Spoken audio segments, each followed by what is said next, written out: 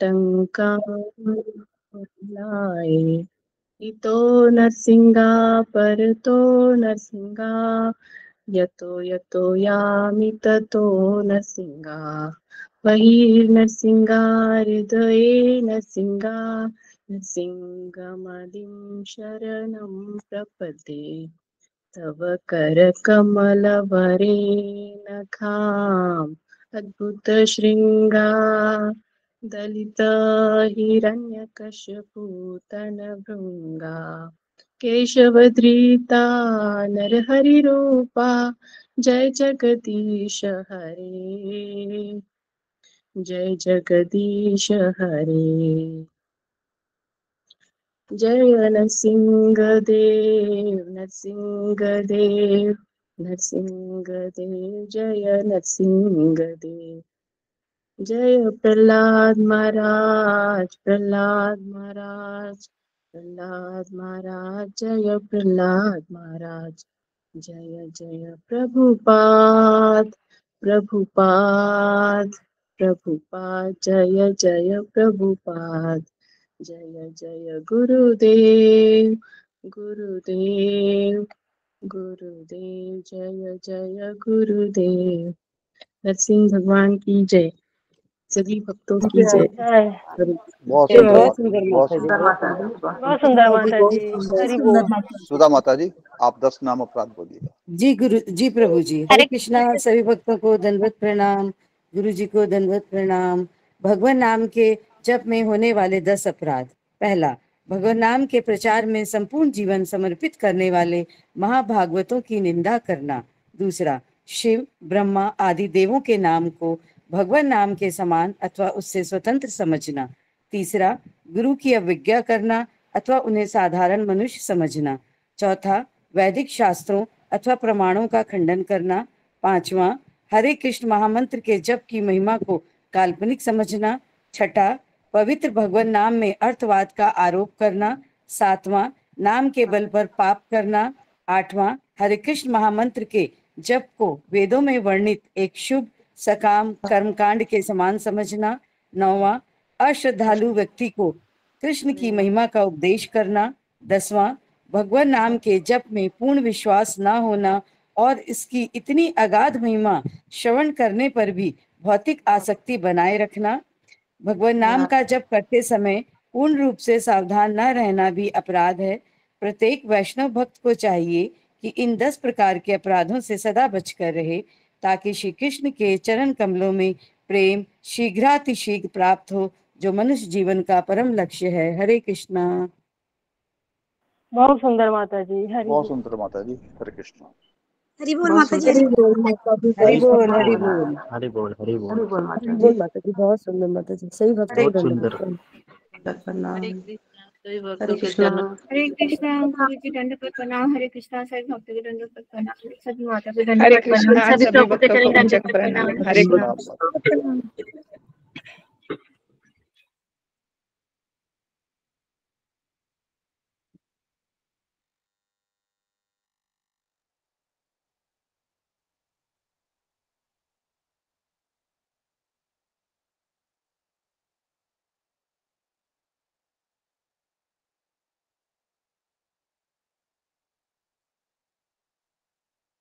हरे कृष्णा गुरु जी, दंडवत प्रणाम। सभी भक्तों को दंडवत प्रणाम।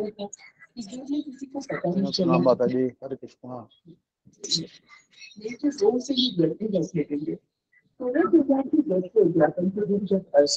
सिखानी और नालकी के साथ मेले में उद्यापन करके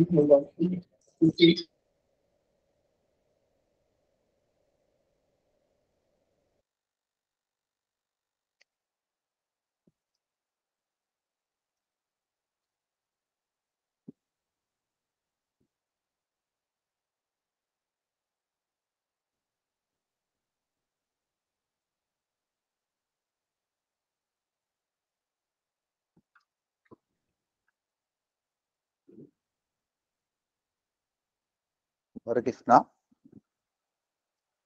उम्मीद करता हूँ सब भक्तों ने जो प्रश्न पत्र थे उसके जवाब देख लिए होंगे और आराम से गुरु तैयारी हो रही होगी, इतना टेंशन नहीं होगी आज। जी प्रभु जी, देखा है। लेकिन प्रभु जी, जो आंसर जो आया है ना, बहुत डिस्टरबेंस था उसमें, बहुत आवाज आ रही थी मतलब पीछे से, तो वो कुछ समझ में नहीं आया उसमें। कुछ समझ नहीं आया प्रभु जी, हम मुझे भी नहीं आया समझ कुछ। बहुत क्लियर था आवाज, तो गुरु जी की नहीं आवाज तो नहीं, पीछे क्लियर थी। डिस्टरबेंस थी कुछ। पीछे से बहुत आवाज हो रही थी, डिस्टरबेंस था उसमें तो। नहीं, आवाज तो थी, पर आराम से सुनने से वो क्लियर होती, पता लगता अभी क्या बोल रहे हैं गुरु जी। गुरु जी की आवाज थी। हाँ, गुरु जी की आवाज थी, वो तो है। हाँ, वो तो समझ में आया, गुरु जी की थी आवाज। हरे कृष्णा, सभी भक्तों को दंडवत प्रणाम। प्रभु जी, हरे कृष्ण बिना मतलब। प्रभु जी 3 अवतार जो है ना, उसमें से जो तीसरा अवतार है वो कौन सा है? किसका? अवतार का जो है ना प्रश्न, कि भगवान के अवतारों का उदाहरण देके जी जी समझाइए, जी जी उसमें जी। से तीसरा अवतार का नाम क्या है? वो मुझे समझ नहीं आया था, कई बार सुना मैंने। पुनः अवतार माता जी। पुनः अवतार। हाँ, तापर जी जी, मनवंतर, उसके बाद मनवंतर। हाँ ठीक है, पुनः ही सुनाई दिया मुझे लगा शायद मैं गलत सुन रही हूँ। नहीं माता जी, गुण अवतार है वो तो। हाँ, धीरे अवतार। धीरे सुनिए, उसको धीरे धीरे ये करिए, सुनिए, पूरा क्लियर आएगा उसके बाद। हरे कृष्ण माता जी, हरे कृष्ण प्रभु जी, दंडवत प्रणाम। मुझे लगता है प्रणाम ईयरफोन में प्रभु। सुनने से ज्यादा क्लियर आएगा। हम्म।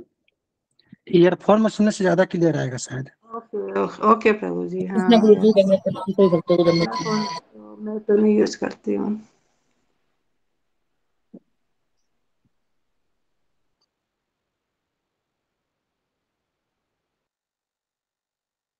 आज एक नए प्रभु जी आए हैं, शायद मनोज जिदारे जी। हम उनका बहुत अच्छा। स्वागत करते हैं। हरे कृष्ण। हरे हरे कृष्ण। कृष्ण। हरे कृष्ण मनोज प्रभु जी, दंडवत प्रणाम।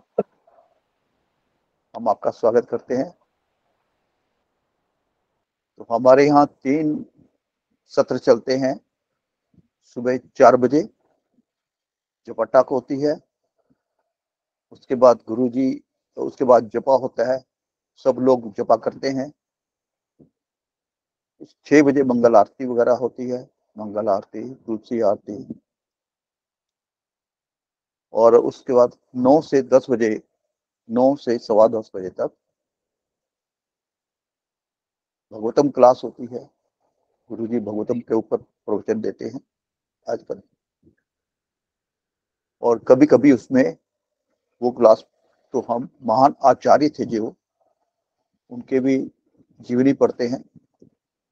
और शाम को 3 बजे भगवत गीता क्लास होती है। और आजकल भागवतम चल रहा है, थोड़ा इसमें चेंज हुआ है। ये हमारे सत्र का वो है।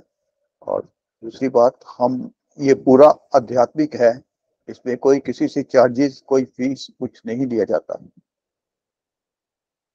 इस दौरान कैमरा अपना ऑन रखना है।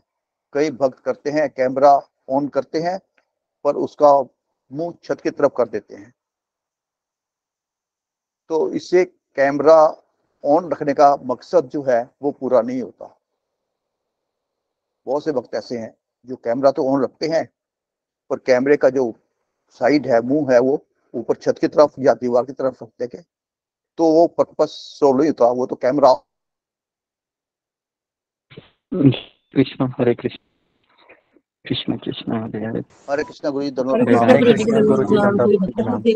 हरे कृष्ण, कृष्णा गुरु जी, हरे कृष्ण गुरु जी, दंडवत प्रणाम। हरे दंडवत कृष्ण। प्रणाम। हरे कृष्णा, हरे दंडवत प्रणाम, कृष्ण, सभी भक्तों को हरे दंडवत कृष्ण, कृष्ण गुरु दंडवत प्रणाम, हरे कृष्ण गुरु सभी जी। भक्तों को दंडवत प्रणाम। हरे कृष्ण, हरे कृष्ण, हरे कृष्ण, हरे कृष्ण।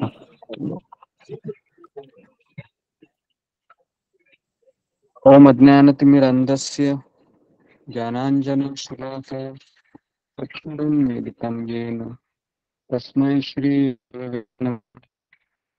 हे कृष्ण करुणा सिन्धु दीनबन्धु जगत्पते गोपेश गोपिका कान्त राधाकान्ता नमोस्तुते। सप्तकाञ्चन गौराङ्गी राधे वृन्दावनेश्वरी वृषभानुसुते देवी प्रणमामि हरिप्रिये। वाञ्छाकल्पतरुभ्यश्च कृपा सिन्धुभ्य एव च पतितानां पावनेभ्यो वैष्णवेभ्यो नमो नमः। श्री कृष्ण चैतन्य प्रभु नित्यानंद श्री अद्वैत गदाधर श्रीवासादि गौर भक्त वृंद। हरे कृष्णा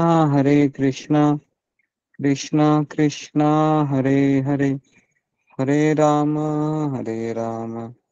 राम राम हरे हरे।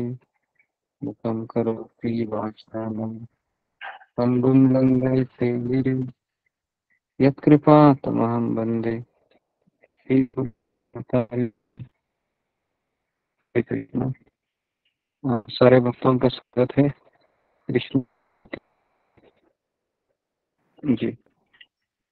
तो गुरुजी आवाज क्लियर नहीं है आपकी।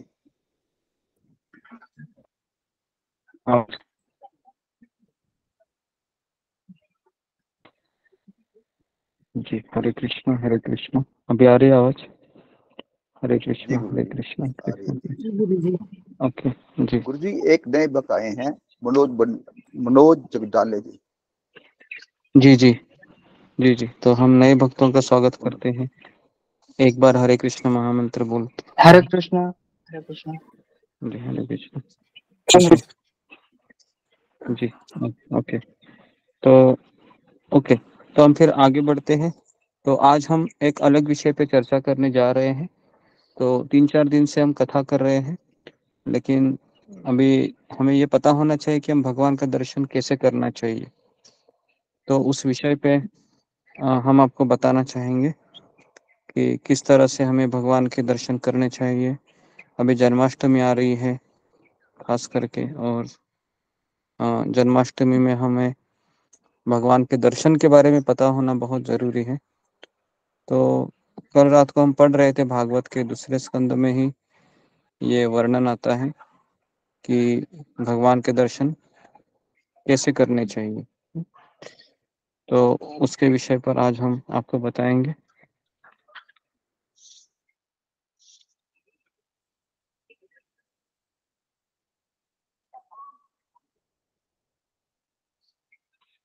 जी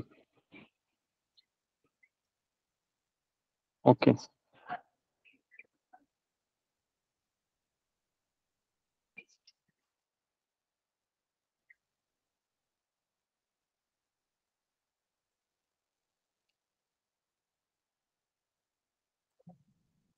जी ओके।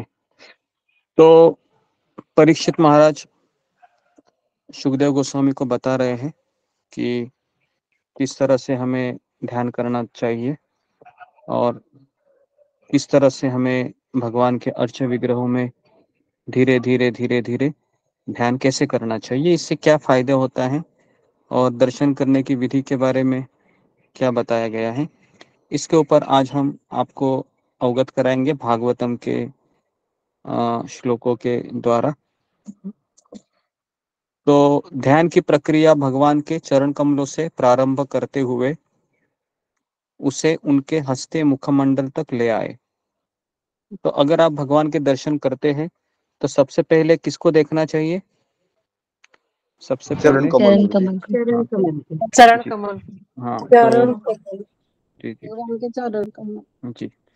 तो भगवान के चरण कमल को देखने चाहिए क्योंकि वह एक बहुत अच्छा ध्यान है।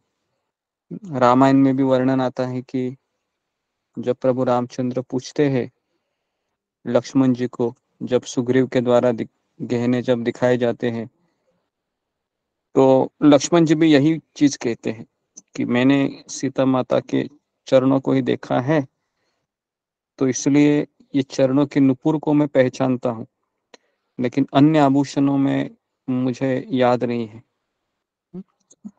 तो इस तरह पहले ध्यान को चरण कमलों पर एकाग्र करें, फिर पिंडलियों पर, तब जांघाओं पर और क्रमशः ऊपर की ओर उठता जाए। मन जितना ही एक एक करके भगवान के विभिन्न अंगों पर स्थिर होगा, बुद्धि इतनी ही अधिक परिष्कृत होगी। तो भागवत में ध्यान करने की यह विधि बताई गई है। वह किसी विशेष वस्तु या शून्य पर मन को स्थिर करने की नहीं है, है ना? तो ध्यान को तो भगवान पर एकाग्र करना चाहिए।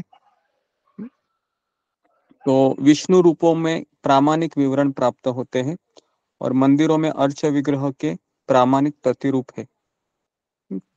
इस प्रकार मनुष्य अर्च विग्रह का ध्यान करना प्रारंभ कर सकता है, जिससे उसे अपने मन को भगवान के चरण कमलों पर एकाग्र करते हुए ऊपर ऊपर उठते हुए उनके मुस्कुराते मुख तक आना चाहिए, है ना। तो हम जब भी आपको भगवान का दर्शन भेजते हैं तो सबसे पहले हम भगवान के चरणों को दिखाते हैं, है ना।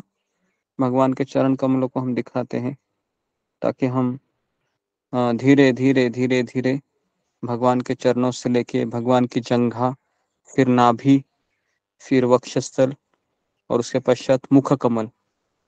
तो इस तरीके से धीरे धीरे हमारा चित्त उससे शुद्ध हो जाता है। इस श्लोक में संस्तुति की गई है कि मनुष्य भगवान के चरण कमलों का ध्यान करता हुआ, है ना, उसने धीरे धीरे भगवान के मुख कमल तक आना चाहिए। अतएव हमें चाहिए कि रास नृत्य में भगवान की लीलाएं समझने के लिए हम छलांग न लगाए। तो श्रील प्रभुपाद हमला करते हैं यहाँ पर कि हमें भगवान के रास नृत्य में की जो लीलाएं समझने में छलांग नहीं लगानी चाहिए। तो हम भगवान को वस्त्र पहनाते हैं, उन्हें नहलाते हैं, तो ये हमको करना चाहिए। खास करके कल एकादशी है, तो कल हमें भगवान को नहलाना चाहिए, भगवान को कपड़े पहनाना चाहिए और उसके पश्चात धीरे धीरे धीरे धीरे हमें भगवान को सजाना चाहिए फूलों से, आभूषणों से। हाँ, उनके बाल लाना चाहिए, उसके बाल भी आते हैं भगवान के, है ना। और इस तरीके से भगवान को सजाने से क्या होता है कि हमारा जो हृदय है वो पवित्र हो जाता है, हमारा मन निर्मल हो जाता है। लेकिन अगर हम खुद सजाएंगे अपने आप को आईने के सामने, तो हमारा मन पवित्र होगा या अपवित्र होगा? क्या लगता है? पवित्र होगा या अपवित्र होगा? अपवित्र। तो भगवान को सजाएंगे हम तो हमारा मन पवित्र होगा, और अगर हम अपने आप को सजाएंगे तो क्या होगा? हमारा मन अपवित्र होगा, है ना।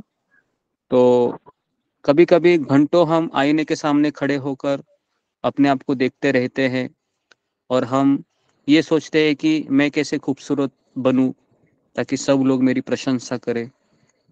लेकिन अगर कोई भक्त भगवान को सजाने में काफी समय लगाता है ना, तो उसके वो जीवन की पूर्णता है। लेकिन मैं वापस बता रहा हूँ कि कभी कभी सब अगर भगवान को सजाना है, तो मैंने जन्माष्टमी का एग्जाम्पल दिया था एक समय में, कुछ ही दिन पहले, अगर आपको याद होगा तो कभी कभी हम भगवान को सजाते तो है, लेकिन हम अकेले हैं तो बहुत मजा आता है, बराबर है। भगवान को सजाने के लिए मैं और मेरे भगवान श्री कृष्ण, और अगर मान लो उसमें 3 भक्त आ गए, और अगर आपको बोला जाए अभी आप 4 भक्त मिलकर भगवान को सजाना है, तो आपकी क्या प्रतिक्रिया होगी? जी, अगर 4 भक्त मिलकर भगवान को सजाने के लिए कहा जाता है, तो हमारी प्रतिक्रिया क्या होती है कि ये 3 भक्त कभी जाएंगे ताकि मैं मेरे कन्हैया को बहुत अच्छे से सजाऊं। तो ये पहली प्रतिक्रिया होती है ना। तो इसलिए वास्तविक भक्त वो होता है जो साथ में रहते हुए भगवान को सजाना चाहता है। कौन मुझे बताएगा, अगर मैं कृष्ण को अकेले या अकेला सजा रहा हूं तो उसमें बहुत आनंद आता है, और अगर 4 भक्त मिलकर अगर आपको सजाने के लिए कहा जाए तो उसमें इतना आनंद नहीं आता है। क्यों बताइए, फिंगर को रेस कीजिए, क्यों नहीं आनंद आता है? जी ममता कुमारी। हरे कृष्णा गुरु जी, दंडवत प्रणाम। गुरु जी, ऐसा है कि जब हम भगवान को अकेले से जाते हैं तो हमारी मर्जी रहती है, हमारी इच्छा के अनुसार हम जो चाहते हैं वैसा भगवान का श्रृंगार करते हैं, अपनी इच्छा से करते हैं, हम अपने ही इच्छा अनुसार करते हैं। मगर जब आप बाकी के भी भक्त अगर दो चार रहते हैं तो फिर हमें अपनी इच्छा को मारना पड़ता है, उनकी इच्छा को भी शामिल करना पड़ता है, उनके अनुसार भगवान का श्रृंगार करना पड़ता है। तो हमारा जो मन है थोड़ा सा ये छोटा हो जाता है कि मैं अपने मन से क्यों नहीं कर पा रही, इसलिए जी गुरु जी, जी ऐसा है। ओके, तो जवाब सही दिया, बहुत अच्छा है जी। और एक व्यक्ति को पूछता हूँ मैं जी। ओके जी, विशाल गावे। हरे हरे कृष्ण गुरु जी, दंडवत प्रणाम। मुझे ऐसा लगता है कि अगर मैं अकेला भगवान की सेवा करूंगा तो 100% मैं भगवान की सेवा में ही मेरा मन को लगाए रखूंगा। परंतु जब 4 भक्त मेरे साथ में भगवान की सेवा करने के लिए आएंगे तो मैं उनके प्रति थोड़ा बातें करूंगा, भौतिक संसार की इधर उधर की बातें करूंगा। इसलिए भगवान की सेवा करते हुए 100% मेरा मन उनका श्रृंगार में या उनकी सेवा में कॉन्सेंट्रेट नहीं कर पाऊंगा, ऐसा मुझे लग रहा है। Okay okay okay, next Meena Kumari माता जी। हरे कृष्णा गुरुदेव, दंडवत प्रणाम। हरे कृष्णा साईं बाबा को प्रणाम। गुरुदेव, मुझे तो ये समझ में आता है कि सबसे पहले तो अगर महिलाएं हैं तो वो समझती हैं कि पूरा श्रेय जो है सेवा का मुझे ही मिलना चाहिए। मतलब इसका फल ये बहुत प्रभावित करता है। चाहे कहीं भी हो, श्लोक पढ़ना हो या कोई रेफरेंस पढ़ना हो, तो दूसरे को किसी को मौका ना देना, ये बहुत। और दूसरी चीज ये कि सबसे अच्छी सेवा मैं करती हूँ, ये भाव मन में होता है, जबकि ये बहुत खतरनाक भाव रहता है। इसमें ये समझना चाहिए कि सबसे खराब सेवा मैं करूंगी और भगवान आज इनके मन के अनुसार अपनी सेवा करना चाहते हैं, इसलिए आज ये 4 भक्त मुझे मिले या 3 भक्त मिले। और हमारा ईगो रहता है सबसे पहले आगे कि मैं सबसे अच्छी भक्त हूँ, ये तो रहता ही रहता है। हरे कृष्ण, कोई गलती से। ओके, तो इसके ऊपर पहले भी हमने काफी चर्चा की थी। तो जैसे कि ममता कुमारी माता जी ने बताया था कि जब हम अकेले कृष्ण की सेवा करते हैं तो हमारी अकेले की मर्जी होती है, बराबर है। लेकिन हम जब 4 भक्त आएंगे तो अगर मैं कहूंगी कि मेरा फेवरेट कलर कौन सा है, मेरा फेवरेट कलर पीला है ना, और दूसरी माता जी बोलेगी कि मेरा फेवरेट कलर नीला है, और वो बोलेगा मेरा लाल है, तो आप सोचोगे क्या करूं अभी मैं, मेरा कन्हैया, मेरी तो बहुत इच्छा है आपको, है ना, पीला कलर पहनाने की, लेकिन क्या करे, ये 3 असुर मेरे बीच में खड़े हैं, ये भावना आ जाती। लेकिन ये गलत भावना है, ये सबसे गलत घटिया भावना है। हमें उस समय ये सोचना चाहिए कि प्रभु जी, माता जी, मेरा पीला कलर रहने दो, आप में मेरे से भी अच्छे भाव है भगवान की सेवा के प्रति, तो आपका नीला कलर सबसे टॉप लगेगा। अभी बोलो, अगर वो माता जी को आप कहे तो माता जी आपको क्या बोलेगी? आपको बोलेगी माता जी नहीं, आपका पीला कलर करेंगे। तो ऐसा आप दोनों में फिर, है ना, एक दिव्य झगड़ा लगेगा, बराबर है, होगा कि नहीं? आप बोलोगे नीला पहने, वो बोलेगे पीला। तो इस तरह कैसे ये कभी होता है जब आप दूसरे को ज्यादा मौका देते हो। तो इसलिए 4 भक्त अगर एक ही सेवा कर रहे हैं तो हमारा रोल क्या होना चाहिए?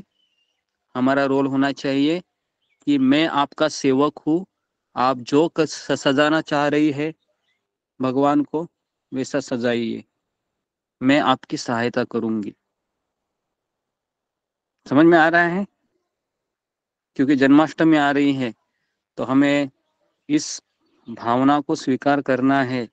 ये नहीं कि सबसे बड़ा फ्रंट में कौन रहेगी, मैं रहूंगा, मैं रहूंगी।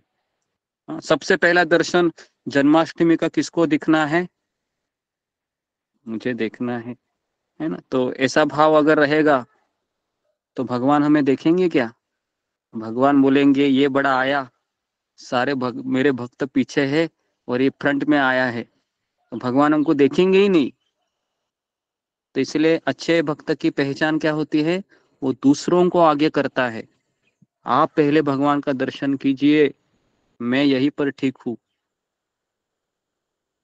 समझ में आना है आपको? ये बहुत गहराई की भावना है जो जन्माष्टमी में हमको इस तरीके से अपने आप को तैयार करना है। और ये मेरे शब्द नहीं है, ये परम पूज्य राधानाथ स्वामी महाराज के शब्द है जो मैं आपको दोहरा रहा हूँ, है ना।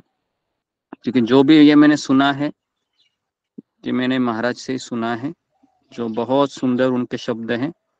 वो हमेशा कहते हैं कि सेवा हो या दर्शन हो भगवान का, कोई भी चीज हो, हमें हमेशा यही दूसरों भक्तों को आगे करना चाहिए, है ना। तो इस तरीके से श्रेयस्कर यही होगा कि हम भगवान के चरण कमलों पर फूल तथा तुलसी दल अर्पित करके अपने ध्यान को एकाग्र करने का अभ्यास करें। तो भगवान के चरणों पे दो चीजें चढ़ाई जाती है, पहला पुष्प फूल और दूसरा है तुलसी दल तुलसी पत्ता, है ना, तुलसी दल। अभी मुझे बताएं कि ये दो चीजों के लिए लाखों रुपया लगते हैं क्या?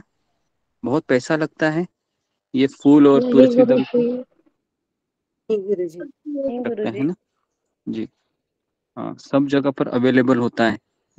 तो आप में से कितने भक्त हैं वह भगवान श्री कृष्ण के चरणों में रोज तुलसी का पत्ता चढ़ा के ऐसे भगवान के चरणों पर चिपकाते भी है ऐसे?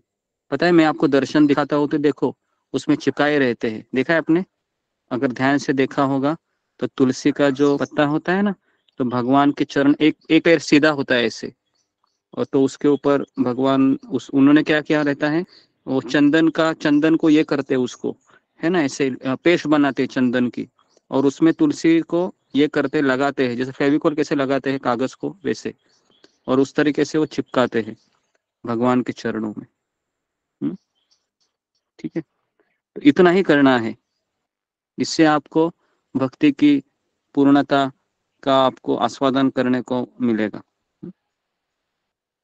और फूल, अगर आपको फूल को कैसे सजाया जाता है तो आपको पता है, कभी कभी भगवान के घुंघराले बाल होते हैं, उसमें बहुत छोटे छोटे फूल आते हैं, एकदम छोटे फूल।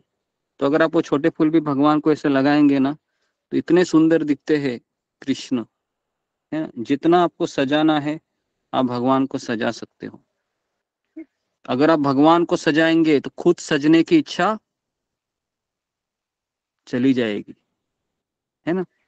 अगर आप भगवान को सजाएंगे तो खुद सजने की इच्छा चली जाएगी, और अगर आप भगवान को नहीं सजाएंगे तो खुद सजने की इच्छा बहुत रहेगी। फिर आप अलग अलग प्रकार के फोटो खींचेंगे, है ना, और आप कहाँ कहाँ पर लगाएंगे, बराबर है। तो इसलिए अगर हमको खुद सजने की इच्छा को कम करना है तो हमें भगवान को सजाना आना चाहिए। ठीक है, तो इसलिए हर एक के घर में विग्रह होने चाहिए, अर्च विग्रह। तो विग्रह होने से क्या होता है कि हम भगवान को सजा सकते हैं। आप में से कितने लोगों को भगवान को पगड़ी पहनाना आता है, ऐसे फेटा फिंगर को रेस कीजिए, फेटा पहनाना आता है? अभी कीजिए जी। भगवान को फेटा पहनाना, ऐसे आपने देखा होगा, उसमें कलर कलर के ऐसे होते हैं, कोई दो कलर को ऐसे कोने में ऐसे गांठ मार देते हैं, फिर उसको इस तरीके से एक दूसरे में लपेट लपेट करके एक कपड़ा बनाते हैं, और इस तरीके से उसको, है ना, भगवान को बहुत सुंदर सजाते हैं। इतना अप्रतिम लगता है कि ऐसा लगता है कि ये भक्त कितना माहिर है पगड़ी कराने में। कभी कभी भगवान के दर्शन देखकर ही पता लगता है कि किसने सजाया है भगवान को। पता ऐसे भी होता है कभी कभी, है ना, क्योंकि अभी मंदिरों में अलग अलग भक्त सजाते हैं, है ना, ब्रह्मचारी। तो एक ब्रह्मचारी तुरंत पहचान जाता है, हाँ आज जरूर राधा रानी है, ये इस भक्त ने सजाई होगी। तो इतना गारंटेड वो बोलते हैं, पता है। तो अभी एक्चुअली मैं अगर अपनी बात कहूँ तो मुझे भगवान को अर्चा विग्रह को सजाने में इतना पता नहीं, इतना मुझे नहीं अच्छा मतलब वो रुचि है ना, कि मैं है लेकिन फटाफट कैसे तो निपटा देते हैं, हो गया करके, है ना। तो मेरा उसमें रस नहीं है एक्चुअली। लेकिन मैंने देखा है कई भक्तों को जो बहुत अच्छा सजाते हैं, तो फिर हम उनके पास जाकर प्रार्थना करते हैं कि प्रभु जी हम में ये कब आएगा, है ना, हम में ये कब आएगा। तो कहते आएगा आएगा। तो इस तरीके से भगवान को नहलाना, भगवान को वस्त्र पहनाना इत्यादि इत्यादि, ये सारे के सारे दिव्य कार्यकलाप होते हैं। वे हमें जीवन को शुद्ध बनाने में सहायक होते हैं। तो मनुष्य भगवान के दिव्य रूप पर चित्त को जितना ही एकाग्र करता है, चाहे वह चरण कमलों पर हो या पिंडलियों पर या जंघाओं पर या वक्षस्तर पर, वह उतना ही शुद्ध होता जाता है। तो इस श्लोक में स्पष्ट कहा गया है कि बुद्धि उतनी ही अधिक परिष्कृत होगी, जिसका अर्थ है कि मनुष्य इंद्रिय तृप्ति से जितना ही विरक्त होता जाता है, बुद्धि उतनी ही अधिक परिष्कृत होती है। तो यहाँ पर प्रभुपाद जी कहते हैं कि अगर हमको बुद्धि को तीव्र करना है तो हमें भगवान के चरण कमलों का ध्यान करना चाहिए। तो मुझे याद है कि कभी कभी हम भगवान के सामने 2 मिनट 4 मिनट 5 मिनट खड़ा होते हैं दर्शनार्थी के समय, लेकिन मैक्सिमम हम क्या देखते हैं भगवान के, मैक्सिमम हम भगवान के कौन सा कलर का ड्रेस पहना हुआ है वो देखते हैं। दूसरा हम ये देखते हैं कि भगवान ने कौन से गहने पहने हैं उसको देखते हैं, है ना, रोज। क्योंकि हमारी जड़ आंखें हैं वो भगवान की सुंदरता को नहीं दिखती है। लेकिन एक बार मैंने ऐसे काफी बार मैंने प्रयास किया है कि कोई वैष्णव भजन हम कान में लगाते हैं और भगवान के सामने बैठ जाते हैं। तो उससे क्या होता है, हम 15 मिनट आधा घंटा हम भगवान को देखते रहते हैं। तो ये अभ्यास हम कर सकते हैं ना, भगवान को आधा घंटा कम से कम हमको रोज देखना चाहिए। क्योंकि अगर हम आधा घंटा भगवान को नहीं देखेंगे तो क्या होगा, किसकी याद आएगी फिर हमको, जिसको हम ज्यादा समय देखते हैं, है ना, उन्हीं की याद आती है। तो इसलिए हमें कम से कम 15 मिनट आधा घंटा भगवान के पैर के ऊपर 5 मिनट का ध्यान लगाना चाहिए। भगवान की उंगली है, उसके बाद भगवान की नुपुर है ना, उसके बाद आगे बढ़ते बढ़ते भगवान के पैर है सुंदर। भगवान का एक पैर हमेशा ऐसे ऐसे होता है, एकदम खड़ा होता है ना, और दूसरा पैर नीचे होता है। अगर आपने दर्शन, हमेशा मैं दिखा देता हूँ आपको दर्शन आरती के समय, और उस समय हम देखते हैं कि भगवान का पीताम्बर वस्त्र है वह जस्ट घुटने के नीचे तक आया रहता है। और धीरे धीरे हम देखेंगे तो भगवान की कमर है वो टेढ़ी कमर है ना, एक तरीके से थोड़ा सा फैलाई हुई भगवान की कमर है ना। और भगवान की नाभि दिखती है ना, भगवान की जो नाभि है, और उसके ऊपर ऊपर आने के पश्चात भगवान के वक्षस्थल होते हैं, है ना, भगवान की छाती, जहाँ पर श्रीवत्स होता है, श्रीवत्स या कौस्तुभ मणि, ये वहीं पर होता है। और भगवान के गले में हमेशा वैजयंती माला होती है, और भगवान के एक हाथ में बांसुरी होती है ना, भगवान बांसुरी बजाते हैं।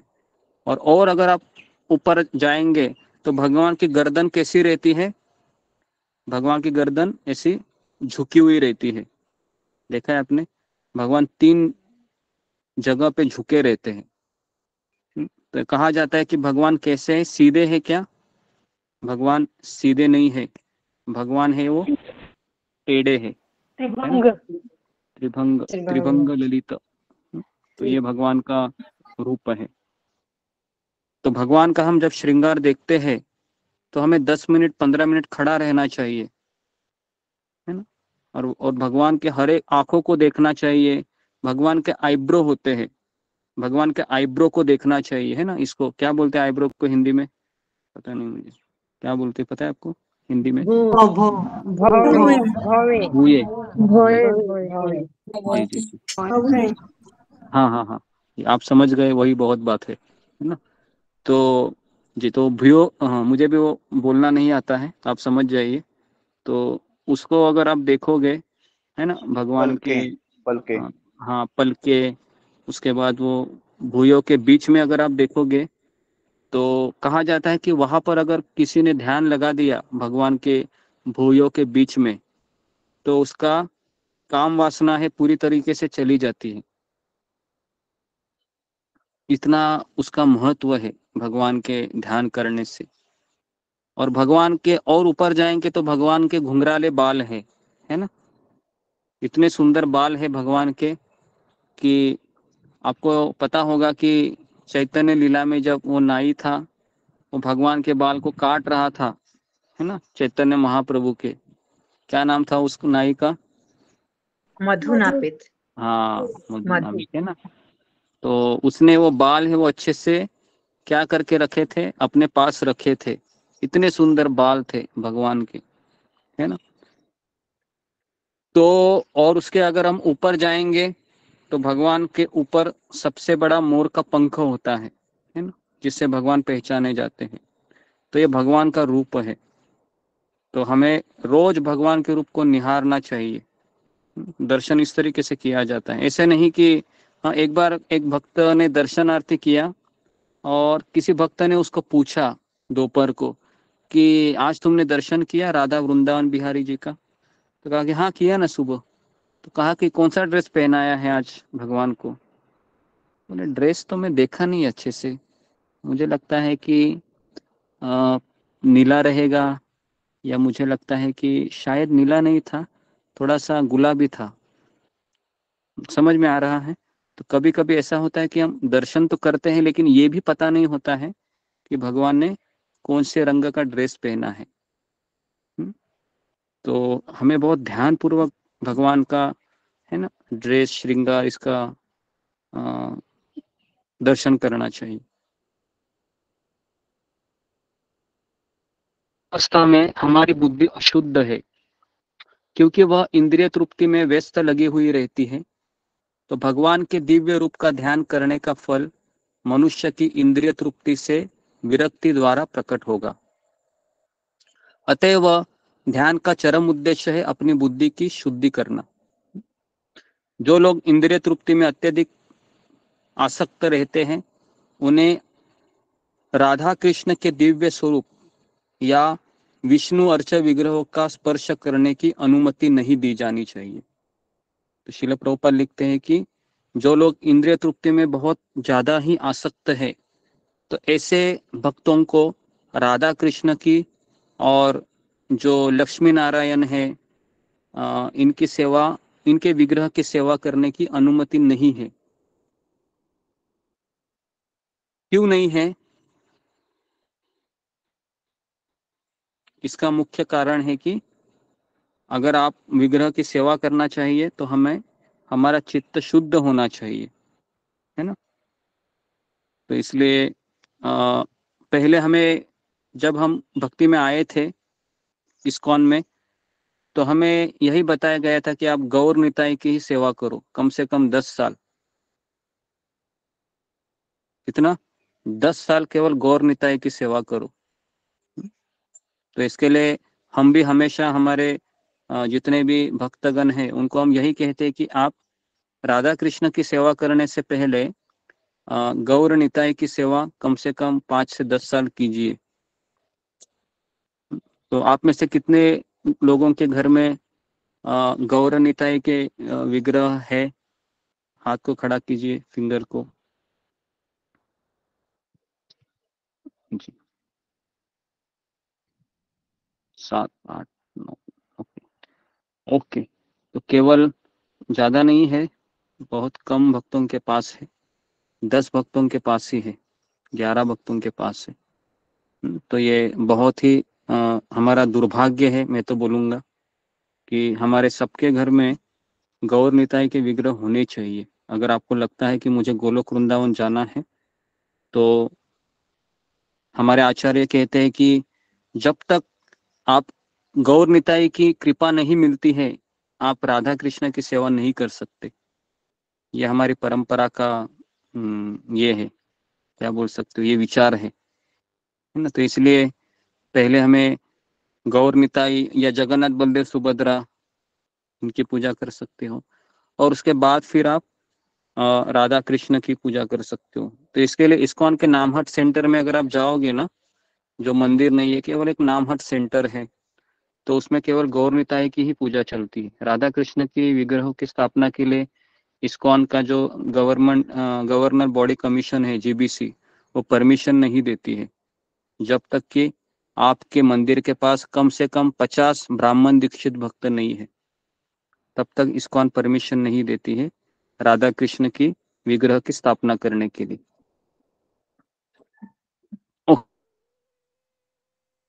अर्चक विग्रहों को स्पर्श करने की अनुमति नहीं दी जानी चाहिए। उनके लिए श्रेयस्कर होगा कि वह विराट रूप का ध्यान करे। प्रभुपाद कहते कि विराट रूप का ध्यान करे। तो लेकिन भक्तों को मंदिर में अर्चक विग्रह का ध्यान करने की संस्तुति की गई है, क्योंकि भक्त लोग हैं वह विराट रूप पे ध्यान नहीं, ये जो योगी लोग रहते हैं वह विराट रूप पे ध्यान करते हैं। भक्त है वह भगवान के चरणों पर ध्यान करता है ना, क्योंकि वही से उनको इसके लिए प्रभुपाद कहते हैं कि जिसमें इंद्रिय तृप्ति की बहुत सारी अभिलाषा है, उसने भगवान के चरणों का ही ध्यान करना चाहिए, केवल उसके आगे नहीं जाना चाहिए, ऐसा उनका कहना है। केवल चरणों का ही ध्यान कीजिए।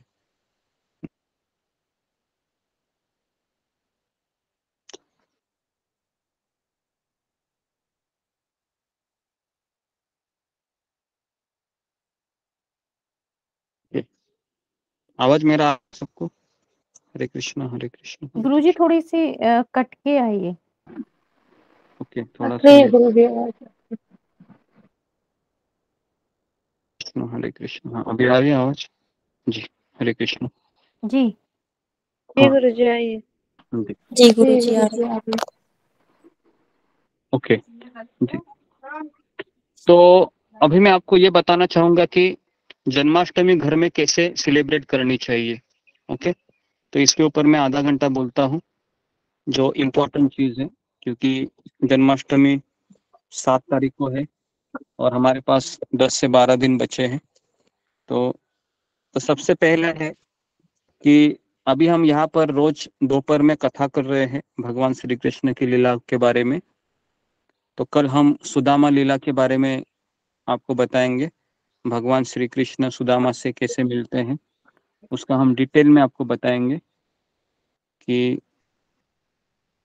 किस तरह से सुदामा है ना। और हमें इसकी आवश्यकता नहीं, रिकॉर्डिंग कंटिन्यू रहने दो। तो किस तरह से भगवान श्री कृष्ण सुदामा से प्रेम करते हैं, और जब सुदामा आए थे, बहुत छोटी छोटी चीजों पे हम आपको बताएंगे कि कैसा एक भक्त का मूड होना चाहिए। तो सुदामा की कहानी के माध्यम से हम आपको बताएंगे। तो जी, तो 6 और 7 तारीख को ये जन्माष्टमी आती है। तो 6 तारीख की जो जन्माष्टमी है वे बाहर के लोगों का जन्माष्टमी है, जो काल निर्णय या अन्य कैलेंडर को फॉलो करते हैं, तो उनके लिए जन्माष्टमी तो है। और वही के हिसाब से जन्माष्टमी है वो 7 तारीख को है।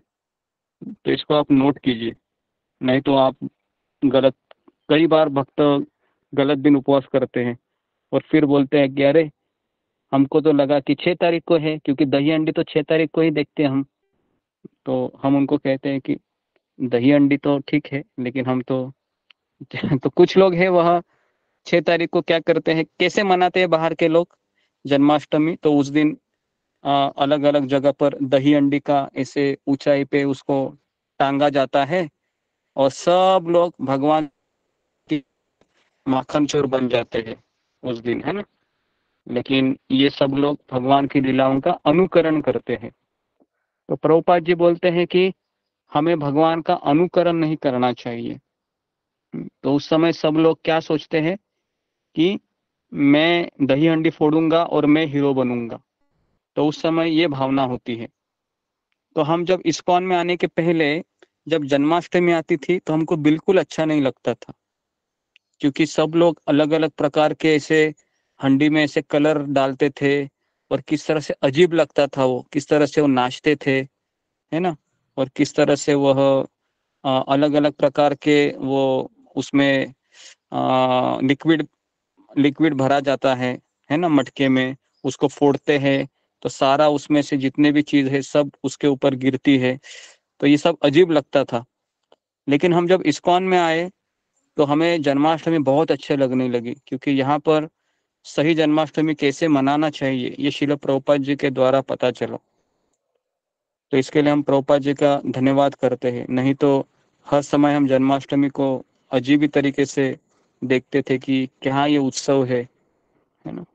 तो इसलिए बाहर के लोग जन्माष्टमी मनाते हैं तो हमें उस तरह से जन्माष्टमी नहीं मनानी चाहिए, क्योंकि वह बहुत गलत तरीका है, क्योंकि वो स्वयं अपने आप को कृष्ण समझकर कृष्ण की लीलाओं का वह अनुकरण करना चाहते हैं उस दिन।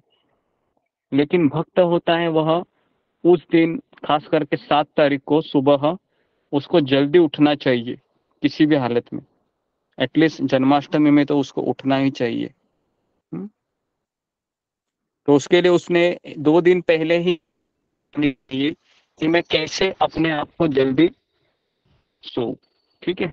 नहीं तो आप बोलोगे कि मैं रात को 11 बजे सोया, मैं 12 बजे सोई, इसके लिए नहीं उठ पाया, तो ये तो आपका रोज का ही रोना है ना। तो एक दिन तो आप क्या कीजिए कि अपने आप को कहिए कि कल जन्माष्टमी है, साल में एक बार आती है, तो मुझे थोड़ा जल्दी सोना है क्योंकि जल्दी उठना भी है। तो और रात को 12 बजे तक उपवास रहता है उस दिन, है ना, 24 घंटा उपवास रहता है। निर्जल एकादशी के बाद ये दूसरा बड़ा उपवास रहता है। निर्जल एकादशी में कम से कम 32 घंटा उपवास हो रहता है ना, एक तो पूरा दिन और उसके बाद सुबह के रात से 12 बजे से लेके सुबह 6:30-7 बजे तक, तो ऐसे टोटल 30-32 घंटा होता है। लेकिन जन्माष्टमी में 24 घंटे का उपवास होता है। तो उसमें कई भक्त है वो निर्जला उपवास रखते हैं और कई लोग अलग अलग तरीके से सेवा में अपने आप को लगा देते हैं, कई लोग माला करने में लगा देते हैं, तो कई लोग है वो कथा सुनने में अपने आप को लगाते हैं। तो हमने ऐसा सोचा है कि उस दिन को भगवान कृष्ण की जन्म बताएंगे, है ना, उसमें बहुत सारी चीजें आवाज नहीं आए प्रभु जी आपकी। आवाज कट रही है। हरे कृष्णा हरे कृष्णा। जी अभी आ रही है? हरे कृष्णा जी गुरुजी आ रहे हैं। जी जी। आप सभी लोग ऐसा बोलते हैं तो मैं डर जाता हूँ मुझे लगा कि क्या हुआ, आवाज नहीं आ रही है। ओके जी, ओके जी। तो मैं ये बता रहा था कि जी, तो वापस बता रहा हूँ मैं कि हमको उस दिन सुबह जल्दी उठना चाहिए, एटलीस्ट 3:30 बजे तो उठना ही चाहिए। और हमको उस दिन जपा कम से कम 32 माला करनी चाहिए।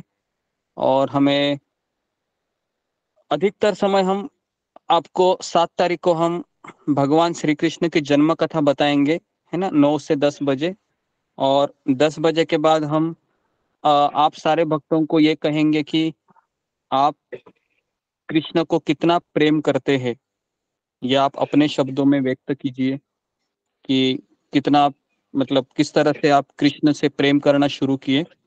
वो हर एक भक्त है वो अपनी अपनी ओर से है ना बताएगा, है ना, 5 मिनट मैक्सिमम।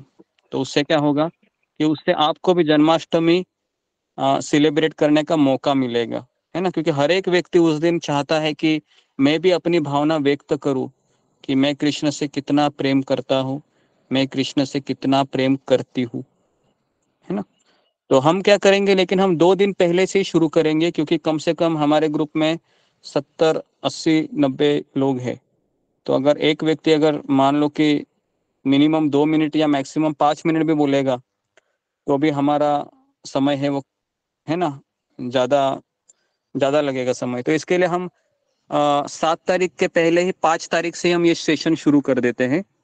और उस 5 तारीख को ही हम, जिस तरह से हमने गुरु पूर्णिमा के दिन आपने कम से कम उस समय भी 4 दिन लगे थे, बराबर है, जो जून महीने में हमने किया था, है ना। सारे भक्तों ने बहुत अच्छे अपनी भावनाएं व्यक्त की। तो हम चाहते हैं कि आप भगवान श्री कृष्ण के भी बारे में ऐसी भावना व्यक्त करें। तो इसके लिए हम 5, 6, 7 ऐसे 3 दिन हम कंटिन्यू, हम या उसके पहले से ही हम 4 तारीख से ही शुरू करेंगे, ताकि किसी भक्त को ये ना लगे कि मुझे मौका ही नहीं मिला भगवान के बारे में बताने का। और फिर 7 तारीख को हम शाम को आपको मैं पूरा सांस्कृतिक कार्यक्रम दिखाऊंगा हमारे इको विलेज में जो होते हैं, है ना, अलग अलग प्रकार के डांस कंपटीशन वगैरह सब यहाँ पर उसको कल्चरल प्रोग्राम कहते हैं, जो हर मंदिर में होते हैं, तो हमारे यहाँ पर भी होते हैं। और रात को 12 बजे के पहले 11 बजे यहाँ पर आरती होगी। तो मैं आपको रात को 11 बजे से लेके 12:30 बजे तक तो भगवान का जन्मदिन मैं आपको दिखाऊंगा, है, लाइव टेलीकास्ट, ताकि आप लोग उसको देखें। लास्ट ईयर में भी हमने दिखाया था आपको। पूरा मंदिर खचाखच भरा होता है, काफी भक्त ऐसा नाचते हैं कि जैसे भगवान प्रकट होने वाले हैं, है ना। और काफी भक्त बहुत उत्साह से होते हैं। तो उस समय ये बहुत भजन जोर से चलता है ना, नंद के आनंद भयो, जय कन्हैया लाल की। तो जी, तो इस तरीके से काफी उस दिन भजन जोर से बोला जाता है रात को 12 बजे। और सारे भक्त हैं उस समय ऐसे भगवान का जन्मदिन का धूमधाम से स्वागत करते हैं। और रात को 1 बजे तक सब लोग डांस करते रहते हैं, है ना। लेकिन मैं मैक्सिमम 12:30 बजे तक ही रुकता हूँ। उसके पश्चात प्रसाद खाना चाहिए। तो एकादशी प्रसाद से फास्टिंग छोड़ना चाहिए। ऐसा सारे मंदिरों में अभी ऐसा बोला गया है।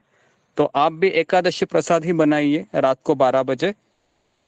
और उसके पश्चात उस दिन भी 12 बजे तक उपवास रहता है, दोपहर के 12 बजे। मान लो मतलब आपने रात को 12 बजे है, अगर आपने भगवान का आरती देखा ऑनलाइन, उसके बाद थोड़ा सा आपने दर्शन किए और 12:30 बजे आप खाने के लिए बैठ गए मान लो, है ना। तो वो खाना कौन सा खाना है आपको? तो आपको एकादशी का खाना खाना है। इसको आप नोट कीजिए, दाल रोटी सब्जी चपाती नहीं खाना है। ओके, एकादशी का प्रसाद खाना है। क्यों खाना है? क्योंकि उसके पश्चात दोपहर के 12 बजे तक श्रील प्रभुपाद जी का जन्मदिन का उपवास रहता है। ओके, तो हमारे श्रील प्रभुपाद जी का अगले दिन होता है। तो उस समय भी हम क्या करेंगे, सुबह से लेके हम वापस अगले 3 से 4 दिन हम श्रील प्रभुपाद जी के हम श्रद्धांजलि अर्पित करेंगे, या हम हमारे अपने विचार व्यक्त करेंगे श्रील प्रभुपाद जी के बारे में। ओके, और सारे भक्त करते ही हमारे मंदिर में। तो मैं शुरुआत करूंगा किस तरह से हम प्रभुपाद जी का धन्यवाद करते हैं। और हम उसके पश्चात दोपहर को 12 बजे मंदिर में श्रद्धांजलि अर्पित की जाएगी, है ना। अगले दिन की बात कर रहा हूं मैं। दोपहर के 12 बजे तक निर्जला उपवास रहता है। तो उस समय हम क्या करेंगे, रात को 12:30 बजे 1 बजे सो जाएंगे। और कितने बजे उठेंगे अगले दिन? 3 बजे। 3 बजे हमेशा की तरह। हाँ, हमेशा की तरह 4, 3:30, पौने 4 बजे तक हम उठ जाएंगे और जपा करेंगे। समझ में आया क्या? ऐसा नहीं कि 12:30 बजे सोया हूँ तो अभी मैं आराम से खराटे मारता हूँ 6 बजे तक। तो ऐसा नहीं करना है, क्योंकि भगवान का जन्मदिन हुआ है। तो हमें, है ना, थोड़ा सा 2 दिन बहुत हेक्टिक शेड्यूल रहेगा हमारा, खास करके 7 तारीख और 8 तारीख, है ना। और 8 तारीख को अगर आप चाहे तो हम दोपहर का क्लास नहीं रखेंगे। अगर आप चाहते हैं तो 8 तारीख को अगर आपको रेस्ट करना है दोपहर में तो आप रेस्ट कर सकते हो। लेकिन मैं क्लास रखूंगा। जिसको आना है वो आएगा, ठीक है। लेकिन ये गुरुजी क्लास रेस्ट कर गुरुजी दीजिएगा रेस्ट कैसे होगा फिर? हाँ, मैं वही बोल रहा हूँ। क्लास हमारा 1 घंटा ही रहेगा, 3 से 4 बजे तक। अब 4 बजे के बाद पूरा समय पड़ा है ना, रेस्ट करने के लिए। हमारा रूटीन डिस्टर्ब नहीं होना चाहिए, है ना। तो मुझे आश्चर्य हुआ कि आपने ये सवाल कैसे किया मुझे कि गुरुजी रेस्ट कभी होगा। आपने ये सवाल करना चाहिए था, गुरुजी हम पूरे तैयार है, लेकिन आप तो एकदम रेस्ट की बात कर रहे हैं, है ना। मैंने जैसा आपकी परीक्षा लेनी चाहिए तो आपने तुरंत रेस्ट का बोल दिया। आपको पता नहीं है, मैं बीच बीच में परीक्षा भी काफी लेता हूँ कि मैं सोचूं तो सही कि हमारे भक्त कितना जन्माष्टमी के लिए तैयार है या रेस्ट करने के लिए तैयार है ना। मैं भी तो आपके साथ ही हूँ, है ना। मैं थोड़ी रेस्ट करने वाला हूँ। ऐसा नहीं कि मैं आपको काम पे लगा रहा हूँ सेवा में और मैं खुद सोने जा रहा हूँ, ऐसा तो नहीं है ना। मैं हमेशा हमेशा मैं तैयार ही रहता हूँ। तो इसके लिए हाँ, तो इसके लिए आप कभी ये मत सोचिए कि 2 दिन हमको तपस्या करनी है ना। तो इसके लिए ये 7 तारीख 6 तारीख 6 तारीख की रात से हमारा तपस्या शुरू होगा और 7 तारीख की रात को थोड़ा सा, है ना। उसके बाद फिर अभी मुझे ये देखना है कि 8 तारीख की सुबह कितने लोग आ पाते हैं, है ना। 4 बजे कितने लोग लॉग इन करते हैं, ठीक है। तो जी, तो ये आपकी परीक्षा रहेगी उस समय कि कैसे आप अपने आप को तैयार करते हैं। और उसके पश्चात तो आप फिर अगर आपको रेस्ट लेना है तो क्लास के बाद आप रेस्ट ले सकते हैं, है ना।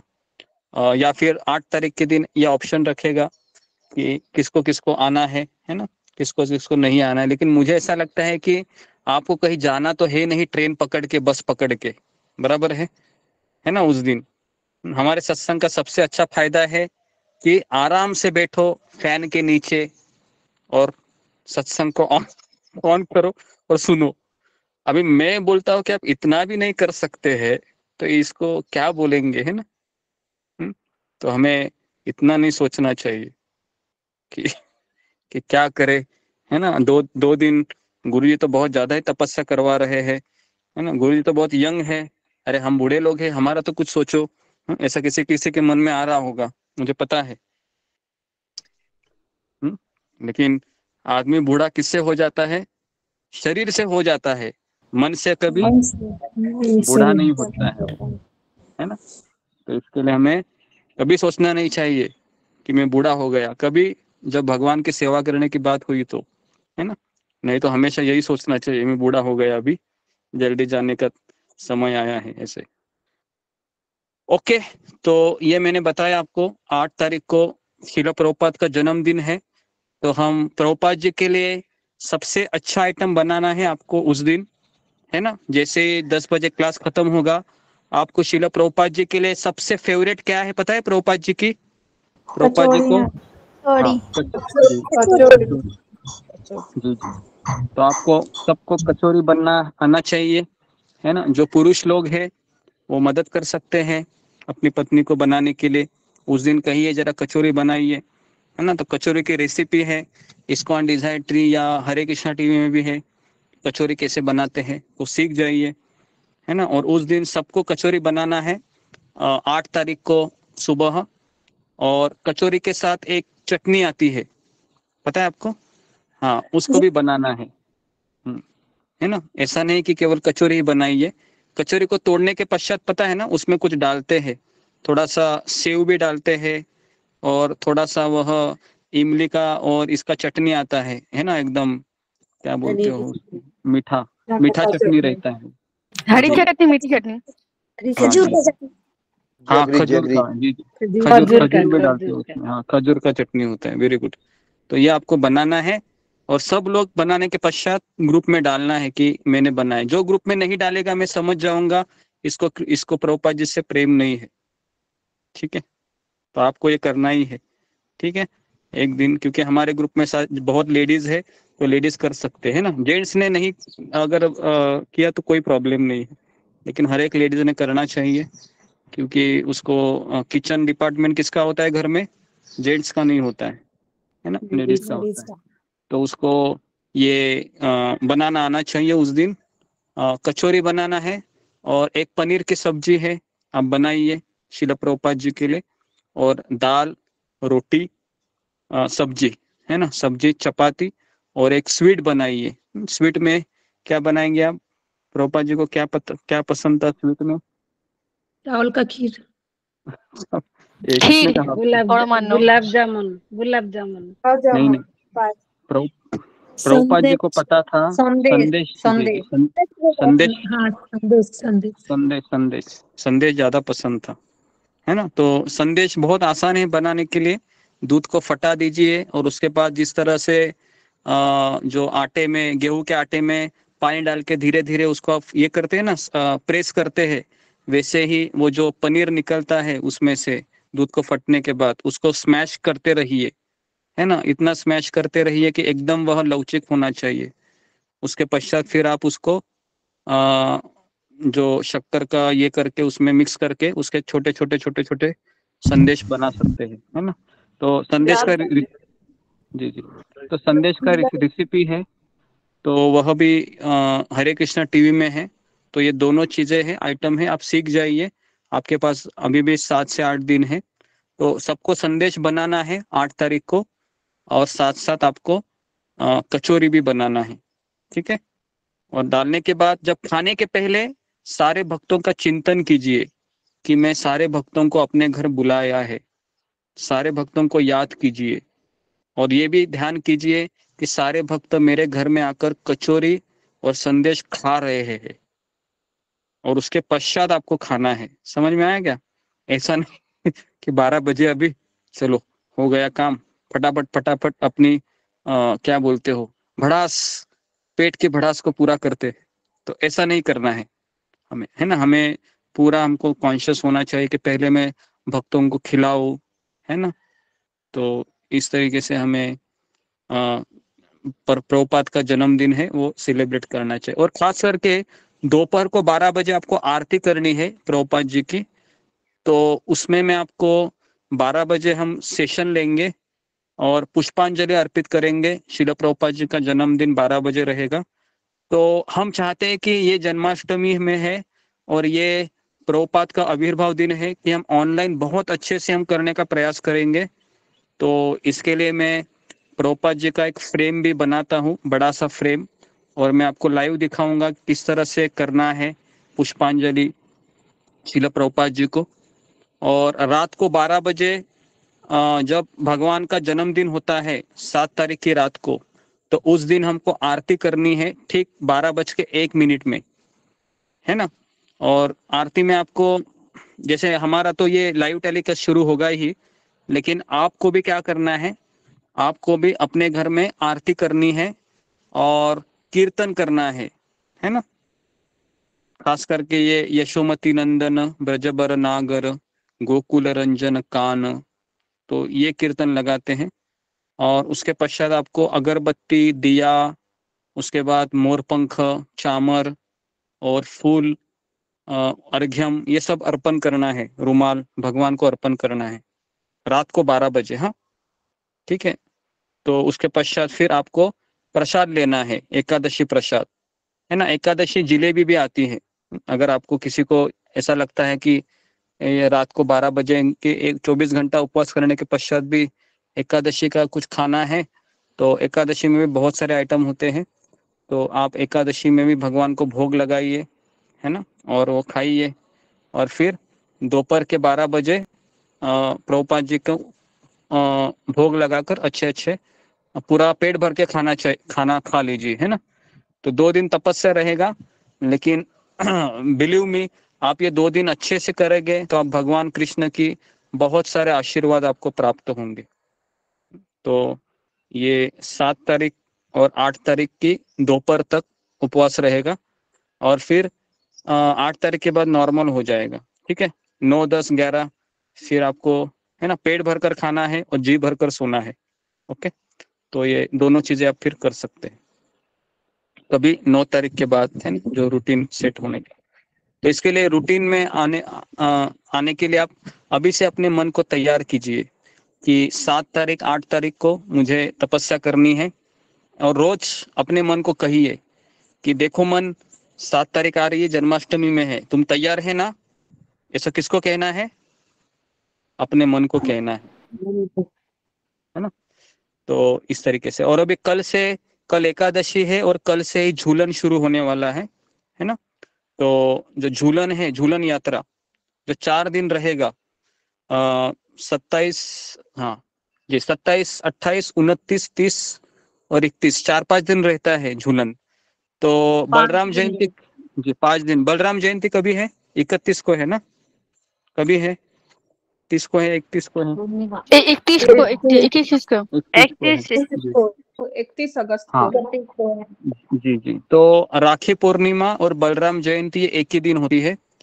तो 31 तारीख को बलराम जयंती है ना। तो आप सभी लोग राखी किसको बांधना है? आपको भगवान को बांधनी है। कृष्ण को, बलराम जी को बांटनी है। बलराम जी कृष्ण। हाँ, बलराम जी है जिसके पास गौर निताई रहेंगे तो वो नित्यानंद प्रभु को बांधिए, सबसे बेस्ट है।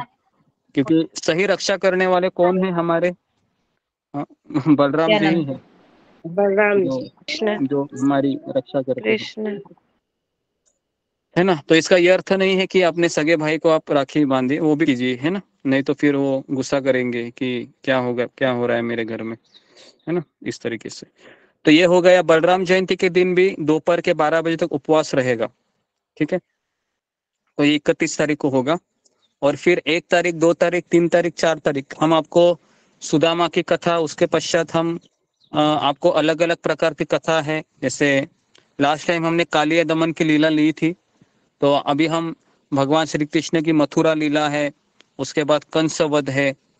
तो ये सारी चीजें हम आपको बताएंगे, है ना। और उसके पश्चात 5 तारीख से है, आप सारे भक्तों को हमको भगवान श्री कृष्ण के बारे में बोलने का अवसर देंगे, ताकि आपको भी ये जन्माष्टमी याद रहे। ओके, तो ये सारी चीजें मैं आपको बताया मैंने। ओके, तो आशा करता हूँ कि आपको ये समझ में आया होगा कि जन्माष्टमी मुझे कैसे मनाना है। और अगर हो सके तो रात को 11 बजे आपको, अगर आपको अभिषेक करना है तो उस दिन आप मुझे लगता है कि सब लोग जन्माष्टमी के दिन अभिषेक करना चाहिए। तो जो दूध है, दही है, उसके बाद घी है, और हनी है, मधु, और उसके बाद गन्ने का रस या फिर शक्कर का पानी। तो ऐसे जो पंचद्रव्य होते हैं उनसे आप अभिषेक कीजिए और फिर बिस्लेरी के पानी से उसको नहलाइए। तो इस तरीके से आप सुबह कर सकते हैं, नहीं तो भगवान के जन्मदिन के 1 घंटा पहले कर सकते हैं। तो ये आपके ऊपर है, ये आपको कभी करना है ना। लेकिन मैं आपको रिकमेंड करूंगा कि आप सुबह ही कीजिए, क्योंकि शाम को आपकी बैटरी है वो रात को कैसी होगी, पूरी डाउन हो जाएगी, है ना, रात को 11 बजे, बराबर है। तो आप बोलोगे क्या क्या करना है मुझे, अभी आरती भी करना है, अभिषेक भी करना है, और पेट में भी बहुत चूहे दौड़ रहे हैं, तो ऐसी अवस्था में आप नहीं कर पाएंगे। तो बेटर है कि आप सुबह ही कीजिए, है ना, 8 बजे 7 बजे जैसा आपको ठीक लगे। जन्माष्टमी के दिन पूरा अभिषेक कीजिए, अच्छे वस्त्र पहनाइए और भगवान का श्रृंगार कीजिए पूरी तरीके से। और भगवान को कहिए कि भगवान, हर जन्माष्टमी में मैं ऐसे ही आपको सजाते रहूं, ऐसे ही आपका अभिषेक करती रहूं या करता रहूं, और ऐसे ही आपका उपवास करूं, और आपके सत्संग में ही मैं हमेशा जन्माष्टमी सेलिब्रेट करूं। तो ऐसा भगवान को प्रार्थना कीजिए, ठीक है। तो ओके, तो मुझे ऐसा लगता है कि काफ़ी चीज़ें क्लियर हुई होगी कि किस तरह से हमारा कल का शेड्यूल है। कल हम आपको झूलन यात्रा के बारे में बताएंगे, तो कल का टॉपिक थोड़ा सा अलग रहेगा। उसके बाद कल हम झूलन यात्रा के बारे में आपको बताते हैं। वैसे भी कल एकादशी है, तो जी, तो एकादशी के दिन हमें जल्दी कल उठना ही है वैसे तो, और कम से कम हमको है ना 48 से 64 माला करना चाहिए कल, है ना। ओके, तो किसी का कुछ प्रश्न है तो फिंगर को रेज कीजिए जी, इसके ऊपर, जन्माष्टमी या फिर कोई उत्सव के बारे में जी। ओके, रेखा बंडाले। हरे कृष्णा गुरु जी, दंडवत प्रणाम। सभी भक्तों को दंडवत प्रणाम। गुरु जी, वो जो आप अभिषेक के लिए बोल रहे थे, पंचद्रव्य, घी, मधु, दूध, दही, तो उसमें मैं गंगा जल यूज कर रही थी वो गन्ने के रस की जगह, तो वो सही नहीं है क्या? नहीं नहीं, अपने मन से कुछ नहीं करना है। जो शास्त्र में बोला है पंचद्रव्य वही यूज करना है। गन्ने का रस या शक्कर का पानी तो आप बना ही सकते हो, ठीक है। तो आप उस तरीके से उसको बनाइए और कीजिए। मुझे लगता है दूध दही आसानी से अवेलेबल है, हनी भी अवेलेबल है, घी भी अवेलेबल है, तो मुझे नहीं लगता कि कुछ प्रॉब्लम है। ओके जी। नेक्स्ट जस्मिता पत्रे। हरे कृष्णा गुरुजी, दंडवत प्रणाम। सभी भक्तों को दंडवत प्रणाम। गुरुजी, जैसे हम आपने कहा रात के 12 बजे अगर हम अभिषेक नहीं करते तो मैं रात को करती हूँ, तो इसलिए मैं आपसे पूछना चाहती हूँ, अगर मैं सुबह कर लेती हूँ और रात को हम अगर भजन कीर्तन करेंगे या सिर्फ आरती कर लेंगे और एकादशी प्रसाद पाएंगे तो उसमें भी कोई असुविधा तो नहीं है ना गुरुजी? नहीं, उसमें कुछ प्रॉब्लम नहीं है। हमको रात को आरती करनी है और जी मोस्टली आप ऑनलाइन रहने का ज्यादा प्रयास कीजिए आरती करने के पश्चात, जी जी क्योंकि गुरुजी, ऑनलाइन तो रहूंगी। हाँ तो उससे आपको ज्यादा बेनिफिट मिलेगा, क्योंकि जी गुरुजी। मंदिर में तो आप आ नहीं सकते हो रात को, तो एटलीस्ट आप मंदिर में कैसे किस तरह से सेलिब्रेट होता है ये आप देखिए। ओके जी। नेक्स्ट जी गुरुजी, धन्यवाद। ममता कुमारी। हरे कृष्णा गुरुजी, दंडवत प्रणाम। गुरुजी, राधा कृष्ण है तो सुबह में ही तो कर लेती हूँ उनका अभिषेक और नया वस्त्र पहना देती हूँ, मगर लड्डू गोपाल छोटे से हैं तो उनका रात में अभिषेक कर सकती हूँ क्या ऐसा? नहीं, दोनों भी चीजें एक ही साथ करो, है ना, दो जी दो बार मत करो उस दिन। तो सुबह में ही कर लेती हूँ। जी सुबह ही करना है जी सारा चीज, है ना। ओके जी जी, धन्यवाद। नेक्स्ट हनीजीत। हरे कृष्णा गुरुजी, पांचन प्रणाम। गुरुजी, मेरा ये सवाल है कि जिस दिन प्रभुपाद जी का जन्म रहेगा उस दिन कितने बजे तक मतलब फास्टिंग रखनी है, फिर उसके बाद क्या करना है, ये थोड़ा सा दो कंफ्यूजन। रात को 12 बजे जब हम एकादशी प्रसाद पाते हैं उसके पश्चात दोपहर के 12 बजे तक निर्जला उपवास करना होता है, ठीक है। और उसके पश्चात 12 बजे दाल रोटी सब्जी चपाती का नैवेद्य खा सकते हैं भोग लगाकर। Okay thank you. Next Mohit Kumar. हरे कृष्ण गुरु जी, दंडवत प्रणाम। गुरु जी, जैसे जिनके घर में पाबंदी रहता है तो वो किस तरह से करे कि वो सफल हो जाए?